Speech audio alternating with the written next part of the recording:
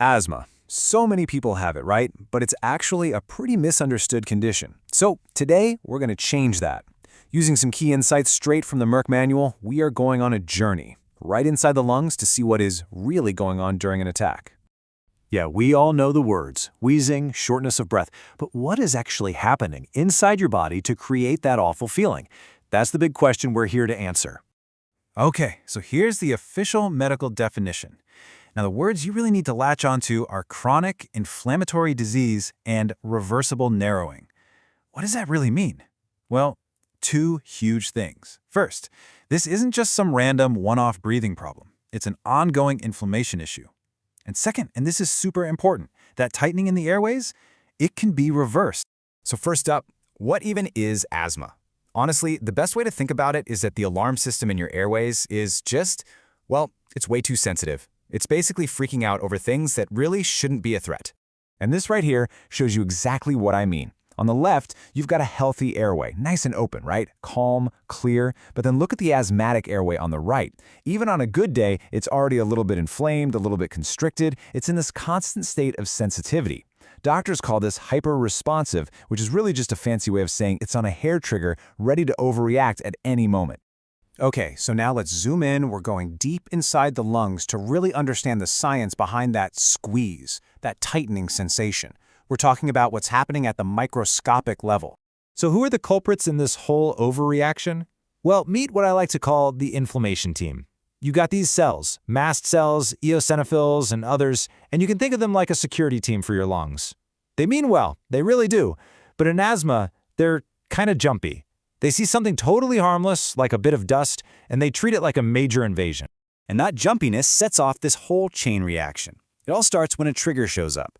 Could be pollen, cold air, anything. Step 2, our overeager inflammation team completely overreacts and unleashes a flood of chemicals. And the result? Step 3, the airways squeeze tight. They swell up and they start pumping out way too much mucus. And that's the squeeze. That's the asthma attack. Now this is so important. This is why managing asthma isn't just about stopping attacks in the moment. If you let that inflammation just simmer away for years and years, it can lead to something called airway remodeling. And that's not good. It's basically permanent damage. The airways can get scarred and thickened, making that narrowing we talked about a lot harder to reverse. Okay, so we've seen the chaos happening on the inside. Now let's connect that to what a person actually feels on the outside, the symptoms, and how doctors decode those signals. These are the classic signs. That whistling sound, the wheeze, that's literally the sound of air being forced through those narrow tubes. That feeling of tightness in your chest? Yep, that's the muscles constricting. And that nagging cough, the one that often gets worse at night? That's just your body trying desperately to clear out all that extra mucus. See?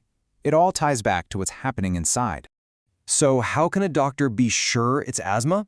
Well, they have a way to get solid proof, and it involves this kind of magic number. During a lung function test, they measure how much air you can blow out. Then, they give you a puff from a reliever inhaler and have you do it again.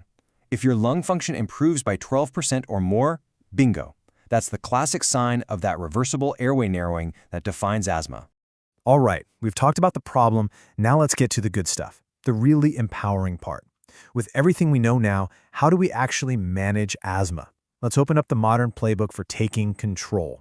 This is probably the most important concept to understand about treatment. Think of it like offense versus defense. On one side, you have your reliever or rescue medications. These are for during an attack. They work fast to relax those squeezed muscles and get the air flowing again. But the real game changer is on the other side, the controller medications. These are your long-term defense. You use them every single day, not to stop an attack, but to tackle the inflammation at its source and prevent attacks from even starting. So what's in this treatment toolkit? Well, the absolute cornerstone is something called inhaled corticosteroids, or ICS. That's the main weapon against inflammation. For more severe asthma, doctors can add other tools, including these really advanced drugs called biologics that are like smart bombs. They target the very specific immune reactions we saw earlier. And of course, a huge part of the playbook doesn't even involve medicine. It's just about learning your personal triggers and doing your best to avoid them. So let's zoom back out for a second. With all this science, with this amazing toolkit, what does living a life with asthma actually look like today? This is the key takeaway, straight from the Merck manual. With proper management, most people achieve complete control of symptoms. Just let that sink in.